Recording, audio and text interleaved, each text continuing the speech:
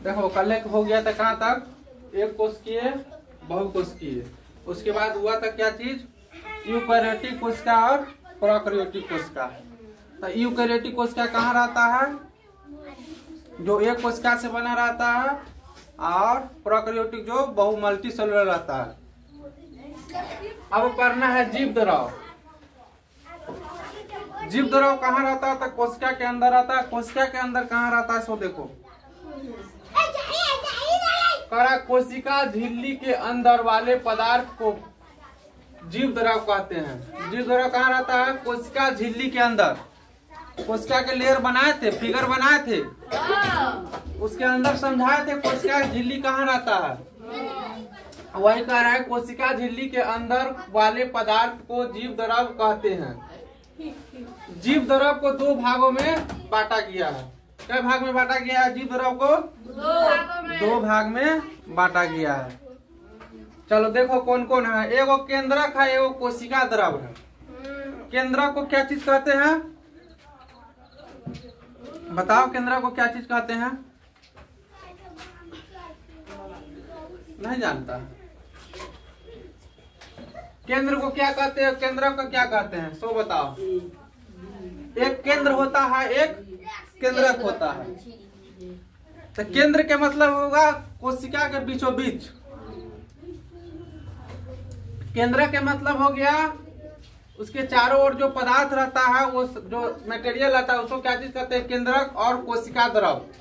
तो केंद्रक में कह रहा है प्रत्येक कोशिका के मध्य में स्थित गोलाकार संरचना केंद्रक कहते हैं। जो बात हम आपको बोले हैं कि केंद्रक क्या है, वो बात यहाँ पर लिखा हुआ है। कह रहा है प्रत्येक कोशिका के मध्य में स्थित गोलाकार संरचना। मध्य के मतलब क्या होता है, बीचों बीच। कहाँ, तो कोशिका के बीचों बीच। मध्य के मतलब होता है बीचों बीच में जो स्थिर गोलाकार रहता है। जैसे कोशिका हो गया, इसको जो बीच में रहेगा उसको क्या चीज कहते हैं, केंद्रक कहते हैं।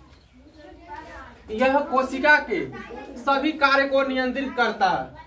किसका कार्य को नियंत्रित करता है, कोशिका के सभी कार्य को नियंत्रित कौन करता है, केंद्रक करता है।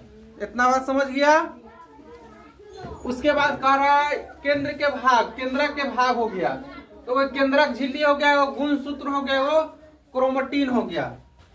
तो केंद्रक झिल्ली के मतलब समझ गया। जो केंद्रक के ऊपर जो परत लगा रहेगा उसको क्या चीज कहेंगे, केंद्रक झिल्ली कहेंगे।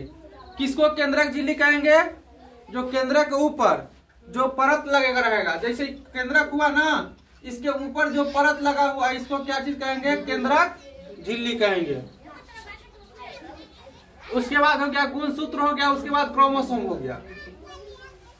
अब समझो गुणसूत्र केकरा कहते हैं, क्रोमोसोम केकरा कहते हैं। तो यहाँ पर पहले केंद्रक झिल्ली पढ़ लो, उसके बाद नीचे हम पढ़ा रहे हैं। केंद्रक झिल्ली, केंद्रक के चारों ओर दोहरी परत। केकरा चारों ओर, केंद्रक के दोहरी ओर हो गया। इसको कह रहा है चारों तरफ हो गया। दोहरी परत केंद्र झिल्ली कहलाती है। क्या चीज कहलाती है, इसका नाम क्या होगा, केंद्र झिल्ली। केंद्र झिल्ली में छोटे छोटे छिद्र होता है। इसमें क्या होगा, हल्का हल्का छोटा छोटा क्या होगा, छिद्र होगा। समझ गया, इसको छेद कहते हैं, छिद्र होगा। इन छिद्रों के द्वारा केंद्रक के अंदर कोशिका द्रव, केंद्रक के बाहर कोशिका द्रव जा पाता है। छिद्र के द्वारा क्या होता है, कोशिका के अंदर और कोशिका के बाहर जो अच्छा पदार्थ रहेगा कोशिका मतलब केंद्रक के अंदर जाएगा, और जो बेस्ट पदार्थ रहेगा वो केंद्रक के बाहर आ जाएगा उस छिद्र के द्वारा। समझ गया यहाँ तक। अब कह रहा है जा पाता है। अब गुणसूत्र पढ़ो। गुणसूत्र क्या होता है, यहाँ पर देखो। गुणसूत्र छायाकार संरचना होता है जो कोशिका के केंद्रक में पाया जाता है। इसे कोशिका विभाजन के समय दिखाई देता है।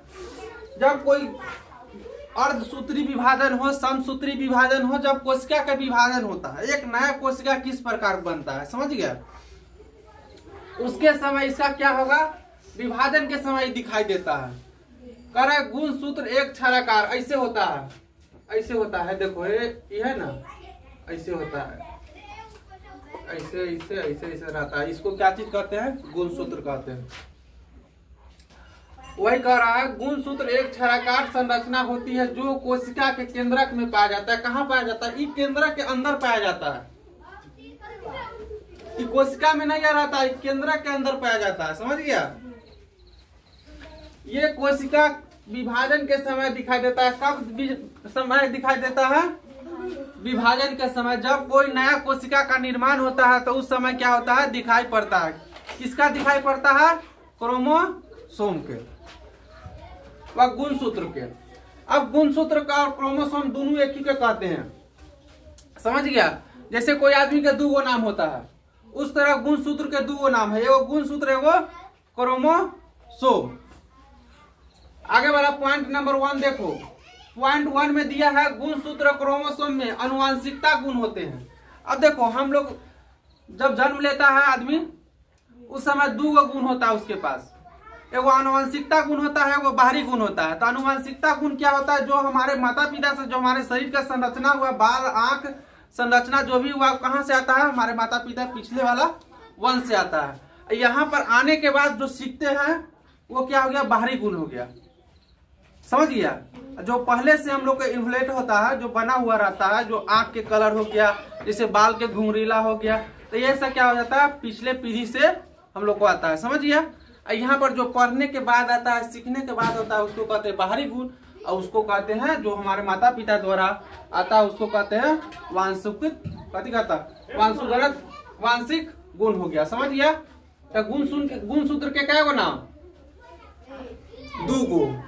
कौन कौन? एगो गुणसूत्र, एगो क्रोमोसोम। गुणसूत्र के क्या नाम? एगो गुणसूत्र, एगो क्रोमोसोम में आनुवंशिकता गुण होते हैं। आनुवंशिकता गुण जो माता पिता के स्त्री डीएनए के अनुरूप में अगली संतति में आता है, किसके द्वारा ट्रांसफर होता है? अब बताओ, वो तो तू जान गया कि माता पिता से क्या आता है? वांशिकता गुण आता है। अब ट्रांसफर किसके द्वारा होता है ये देखो। तो जो ट्रांसफर होता है, मान के चलो यहाँ से वहां कोई चीज भेजे, इस सामान हम फेंक नहीं सकते, फेंक सकते हैं इतना दूर। अगर इसको हमको भेजना होगा यहाँ से सीतामढ़ी, तो किसी को हाथे में भेजेंगे, तो वही उसको क्या चीज कहते हैं? ट्रांसफर कहते हैं। यहाँ से हम उसको ट्रांसफर कर दिए, तो उसको कौन करता है? डीएनए करता है। किसका डीएनए करता है? गुणसूत्र का हेर फेर कौन करता है? डीएनए के रूप में अगली संतति में जाता है, अगली संतान में जाता है। जैसे हम लोग में क्या हुआ होगा कि मतलब दादा दादी से आया होगा माता पिता में, माता पिता से अब हम लोग में आया है, हम लोग से क्या होगा? जब भविष्य में शादी ब्याह होगा तो उसके बाद हम लोग के बाल बच्चा में जाएगा। वही चीज यहाँ पर कह रहा है। अब दूसरा का पॉइंट पढ़िए। क्रोमोसोम डीएनए तथा प्रोटीन से बने होते हैं। किस किस से बने होते हैं? डीएनए और प्रोटीन से बने होते हैं। कौन डीएनए और प्रोटीन से बना रहता है? गुणसूत्र और क्रोमोसोम। क्रोमोसोम और क्या चीज कहते हैं इसको? गुणसूत्र। क्या चीज से बना रहता है? डीएनए और प्रोटीन। दोनों से क्या चीज बना रहता है? डीएनए प्रोटीन से क्या चीज बना रहता है? गुणसूत्र और क्रोमोसोम। गुणसूत्र के ही नाम है, दूसरा का नाम क्या चीज है? क्रोमोसोम। अब उसके बाद पॉइंट नंबर 3 देखिए। कह रहा है डीएनए अणु में कोशिका के निर्माण व संगठन की सभी आवश्यक सूचनाएं होती है। डीएनए के अणु में कोशिका के निर्माण में व संगठन के सभी आवश्यक सूचना होती है। अब मान के चलिए कोई नया कोशिका बन रहा है, कोई नया जीव का निर्माण हो रहा है, उसमें क्या होता है? उसका इंफॉर्मेशन होता है। इंफॉर्मेशन के मतलब हुआ कि आगे वाला पीढ़ी हमको किस तरह बनाना है। समझ गया? अब देखता हुआ कि जो जैसा रंग है, जिसका माइंड रहता है, उसका बाल बच्चा भी उसी माइंड का होता है। तो कहता है ना कि बाप पर गया, मताई पर गया, तो वही इसके पास होता है क्या चीज? इसका ट्रांसफर करने का उसके पास क्या चीज होता है? नॉलेज होता है। वो अपने अंदर स्टोर कर लेता है। निर्माण व संगठित करने की सभी आवश्यक सूचना होती है। तुमको यहाँ से सीतामढ़ी हम भेजेंगे तो तुम्हारे माइंड में सीधा आ गया होगा कैसे कैसे जाना है, आ गया होगा। इसमें भी होता है कि हमारी जो आने वाली संतति है, पीढ़ी है, उसको हम किस तरह दर्शाएं और किस तरह बनाएं। इतना बात इससे क्या पता चल रहा है? अब इतना बात समझ गया कि जो भी नया निर्माण करता है उसको जो माइंड देता है, जो माइंड देने के काम कौन कर रहा है? डीएनए कर रहा है। संगठन और निर्माण में कि हमको किस ढंग के इसको बनाना है। अब इसके बाद बताएंगे कि हम बता रहे हैं कि बच्चा अंधा, लुझा, लंगड़ा ये सब कैसे जन्म ले लेता है, उसके बारे में बताएंगे तुम लोग। तो डीएनए किसका काम करता है? ब्लूप्रिंट जानता है? नहीं जानता है। ब्लूप्रिंट के मतलब क्या हुआ? फोटो कॉपी देखा हुआ है? एगो फोटो कॉपी धरते हैं, सेम वैसा ही निकलता है, उसको करते हैं वही ना। स्कैनर क्या करता है? स्कैन कर लेता है कि ऊपर जैसा है वैसा ही हमको नीचे कॉपी निकालना है। उसी तरह के काम करता है डीएनए। उसी तरह को अपना अगला संतति देता है, अगला संतान को जन्म देता है। समझ गया इतना बात? एक ही बात समझना, डीएनए के मतलब होता है क्या चीज? Scanner machine. वही स्कैन करके आगे वाला संतति का जन्म देता है। समझ गया? आगे वाला पीढ़ी को जन्म देता है।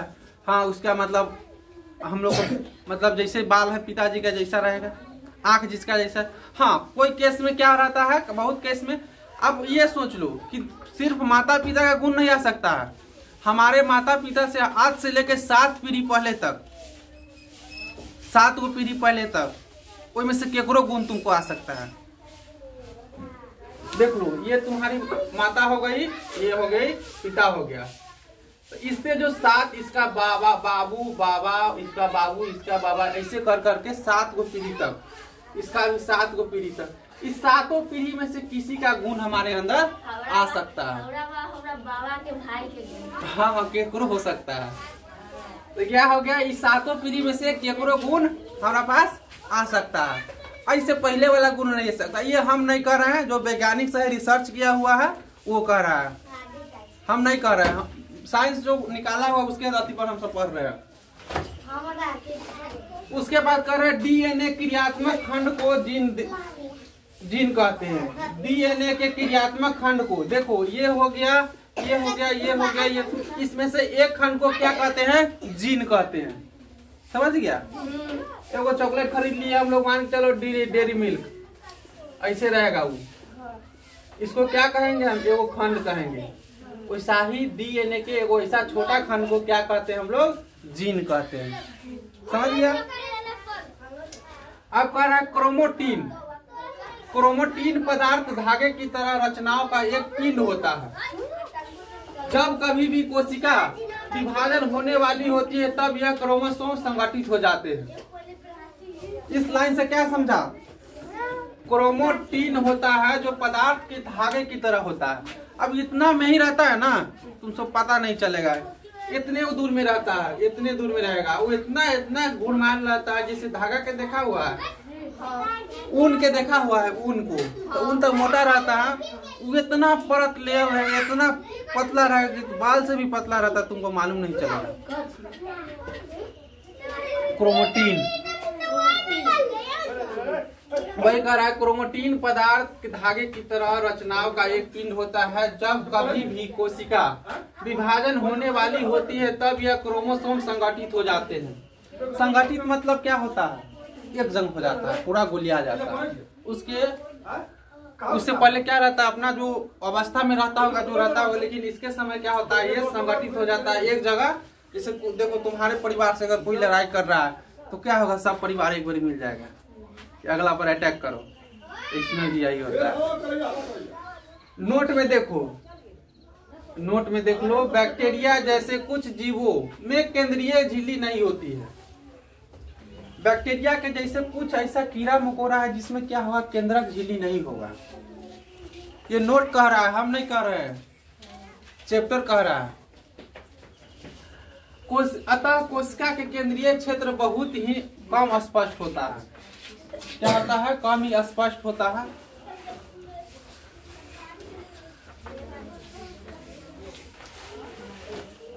और कुछ तुम लोग को समझना है इसमें? बताओ, जैसे जहां तक हम पढ़ाए हैं, कोई सवाल मन में अंदर डाउट है कि हाँ सर जी? नहीं, तुमको तो कहीं डाउट नहीं रहता है, तुम्हारा सब क्लियर है। तो पहले मैथ चेक करूँ ना। हाँ, मैथ चेक कर रहे हैं। जेकर जेकर नाम बनल हो तो क्लास में ये नाम वाला छोड़